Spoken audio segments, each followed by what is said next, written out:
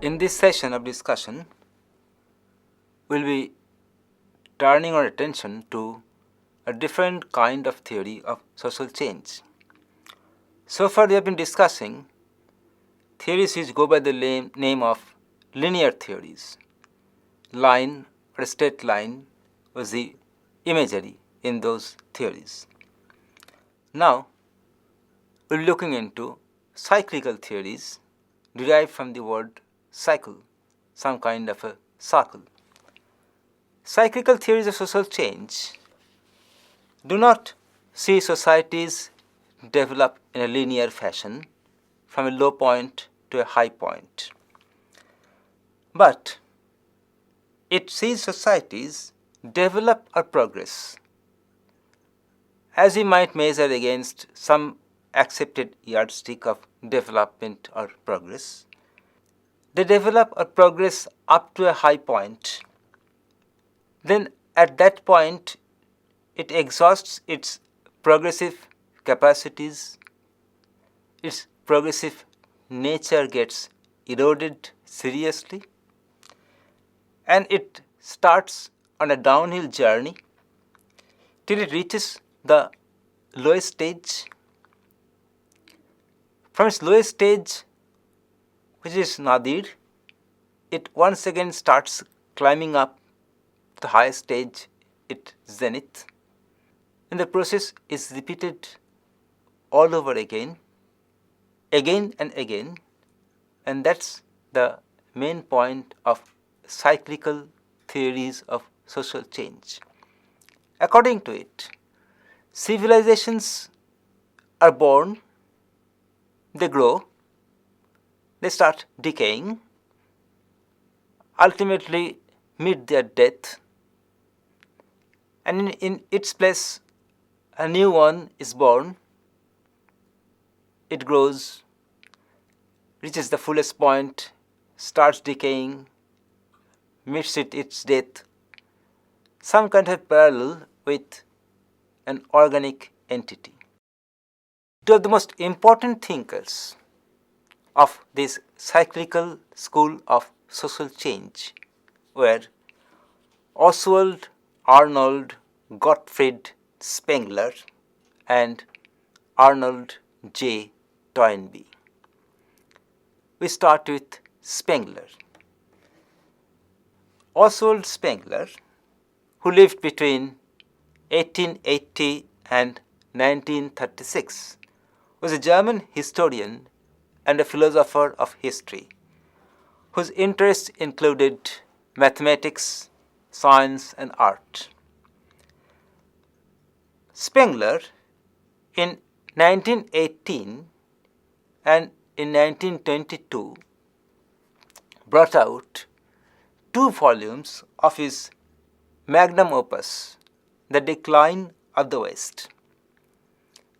The first volume coming out in 1918 to be followed by the second volume in 1922. When The Decline of the West was first published in 1918 in German language, it became a wild success. It became one of the most read books of the time, and Germans liked it. Now just explaining the background in a short fashion. 1918 was the time when the First World War has just ended. 1914 to 1918 First World War. Germany has lost the war, and the great powers, by virtue of the Versailles Treaty, has imposed a set of humiliating conditions on Germany. They had to financially compensate the victorious side, known as reparations. Not only it was defeated, devastated, but also it was humiliated. Now this once great German nation found in Spengler's writing some kind of a hope, because Spengler wrote that if civilizations can decay, it can once again be born in a new fashion, and that gave the Germans of the 1920s something to hope for about their nation. Now, what did Spengler try to tell us in his The Decline of the West? What were his basic ideas? First, his basic idea was that the linear view of social change must be rejected totally.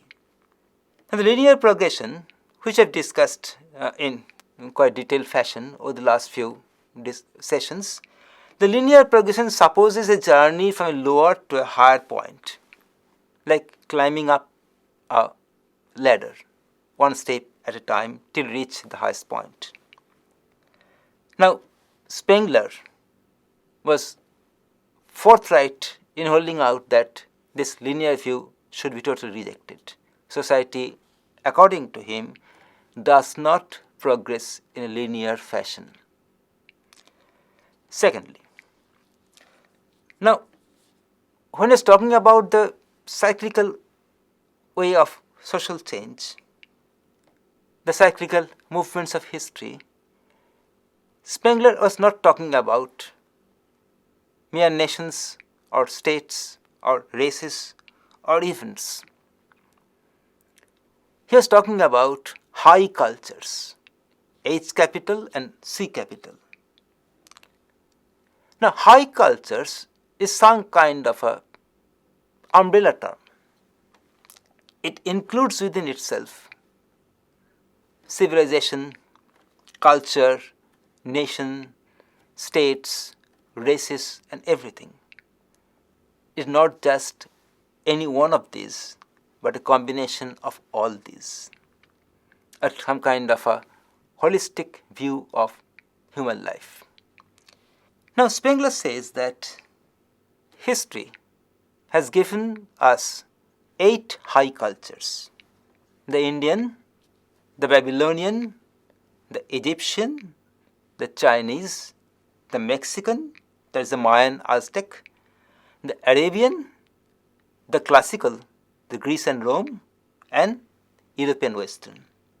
Each high culture having its own symbols, having its own modes of thought, having its own civilizational characteristics. Now, these high cultures are living things. They are organic in nature, and they pass through the cycles of or stages of birth, development, fulfillment, decay, and death, just as an organic being does. And this morphology of history was what we find in Spengler's writings. And according to him, all previous cultures have passed through this process, this phase. Now, there are certain terms which Spengler uses, terms which have to be explained. That when high culture follows that stage of birth, growth, development, maturity or fulfillment, and decay. Let's come to the point of decay. When there starts the downward journey, so long it is an upward journey.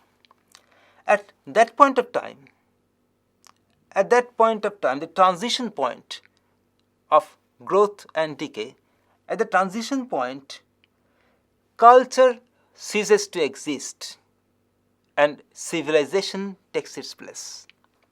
Now, this may sound to be a mere play with the words, but for that, or to solve that confusion, we have to look into what Spengler meant by civilization. Now, civilization phase is a human society without the cultural component. It is a time of drastic social upheavals, revolutions, large-scale migration of people from countryside to the urban areas, from one country to other countries, continuous wars and other sorts of crises. There is a large-scale urbanization. The rural areas are shrinking people are living rural areas, people are living agriculture, and urban areas are growing. And this is, according to Spengler, was the process of dying out of a culture. And with this civilization, according to Spengler, comes its twin tools, money and democracy.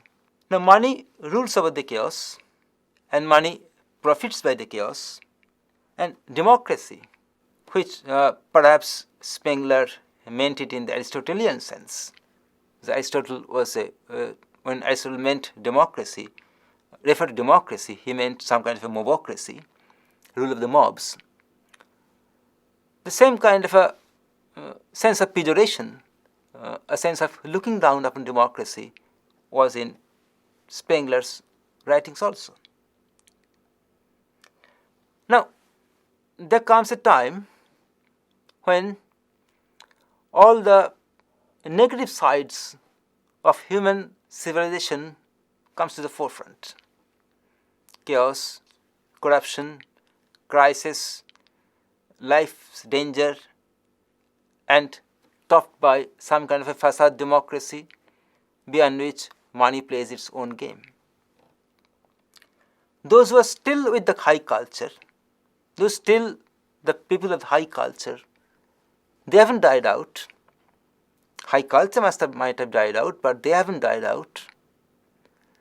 They started regrouping themselves to bring back the old order, to bring back the whole old high culture type of society. And since men were not having a good life, they're also highly discontent group. They naturally wanted to go back to the glorious past. So the people or the leaders of the high culture got support of the common people, and they amassed huge power in their hands. Common people, in some kind of maybe a Hobbesian sense, they transferred all their powers to these men of high culture. So they became highly powerful individuals with all the popular support behind them, with all the cultural input within them. They became the Caesars, a time which Spengler identified as the age of Caesars. And these Caesars, they start battling for control of the earth. Now, are we finding in this idea, or can we find in this idea some kind of an imagery of the First World War, which Lenin described as fights between imperialist powers over who will control how much market. So the age of Caesars ends in some kind of imperialism and imperialist warfare. Warfare is to control the earth. So, in a nutshell, there's chaos all around, and people were simply disenchanted of the life they had come to enjoy, life they have to live, and they are trying to go back to their past occupations, past value systems, in a word, the glorious past. So out of all this chaos, there was a rebirth of a longing to return to the days of yore, to return to the previous culture. There's born some kind of a second religiosity, a replication of the earlier one high culture replacing another high culture which has met its death. It is some kind of a phoenix being born out of the fire which has burnt out the earlier phoenix. And once again, the cycle starts with the birth of the new high culture. It grows, it matures, it reaches high point, and there starts the decay. Once again, a new kind of civilizational crisis takes place, and the entire system is replaced by a third new high culture. The second most important thinker of this cyclical school of social change was Arnold J. Toynbee. Toynbee was a British historian who published his 12-volume writing on history of human development. The name was A Study of History. And it theorized that, these 12 volumes theorized that all civilizations pass through several distinct stages: genesis, growth, time of trouble, universal state, and disintegration. All civilizations pass through these stages: genesis, that's birth; growth, time of trouble, universal state, and disintegration.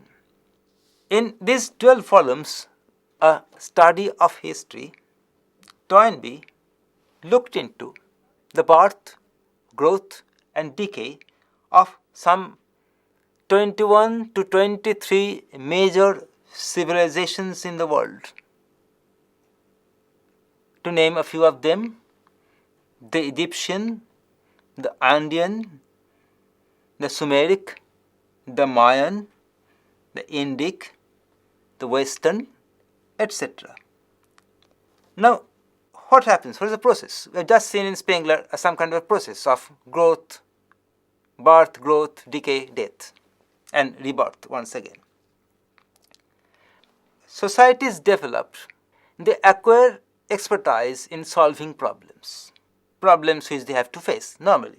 Now, they go on amassing solutions to problems as they face, till they come to a stage when they have overdeveloped their structures for solving problems, and they cannot solve anymore any new problem. Now, all these ways of solving problems were being done by a small group of people in every civilization, known as creative minority. Now, this creative minority more and more were fixated on old methods of solving problem. They were thus unable to cope with new problems which came over the horizon.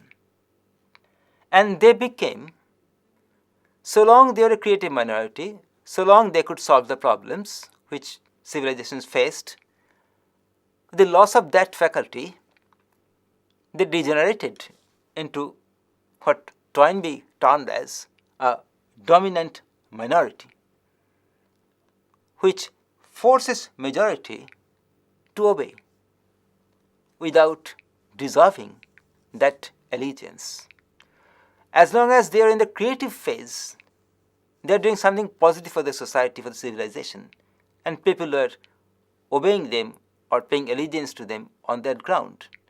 When they have ceased to be creative and got turned into some kind of a dominant minority, they are using mainly force to subjugate people. They could no longer command their willful obedience because they have lost their creative faculties. Now, these creative minorities, at this point, when they become creative minority, when they become a dominant minority, in order to perpetuate their rule, their control over society, they create some kind of a universal state. Once again, a Toynbee term, a universal state, And this in universal state, all forms of creativity are stifled. No individual liberty, no individual creative liberty was allowed. Now, naturally, there would be resistance against this taking away of individual liberty. Now, two sets of people, according to Toynbee, come up: internal proletariat and external proletariat. The internal proletariat are people within that particular civilizational society who are resenting the loss of their freedom, who are resenting to pay their allegiance on the basis of force. They became hateful towards the rulers. They made the violence of the rulers with their own violence. There came about a time of some kind of internal rebellion, some kind of internal revolution. And the external proletariat are the warmongers of other nations. Now, this internal proletariat, through their struggle with the universal state, through the struggle to restore their creative liberty, the struggle to restore their freedom, they created among themselves some kind of a bonding, some kind of a new group which wants to see a new kind of civilization being born. This new group, this new bonding, this new community, Toynbee calls a universal church. A universal church. Now, in this particular environment, when people are living some sort of hopeless life, being faced by some kind of universal state, they took two possible ways: either lapsing into the past or looking into the future. They are trying to forget their present. The present is not acceptable to them. So they lapsed into the past. Times glorious, how glorious was the past, all such kinds of feeling, a propensity to recreate the lost times, the lost situations. And other was to look into the future, to create some kind of a future society. Now, out of all these actions and interactions was born the new community, Toynbee's universal church, which was trying to bring in a rebirth, trying to bring in a new civilization, the birth of a new civilization which would start growing once again. Now, this is how Toynbee was trying to explain the process of social change. He tried to be empirical. He tried to build up his theory on the basis of historical evidence, as he studied more than 20 human civilizations, and tried to show that we all know that civilizations have come and gone. He had to show that in their coming into being and going out of existence, there is a definite process. And was trying to portray that process through stages of growth, maturity, decay, and ultimate death. The kind of creative minority being created, the creative minority degenerating into some kind of a dominant minority, the dominant minority creating some kind of a universal state, which was just a euphemism for a dictatorial state in which people had no rights. The people are slowly rising up against this kind of universal dictatorial state, and they are grouping together, and ultimately this universal state meets its death, and this new grouping gives birth to a new civilization, which would once again follow the previous stages and would once again meet with its own death to pave the way for a further new civilization. And that was the cycle of birth, growth, decay, and death of civilizations, of human societies, of social changes alongside, which we found in the cyclical theories of social change as explained to us by Oswald Spengler or by Arnold Toynbee.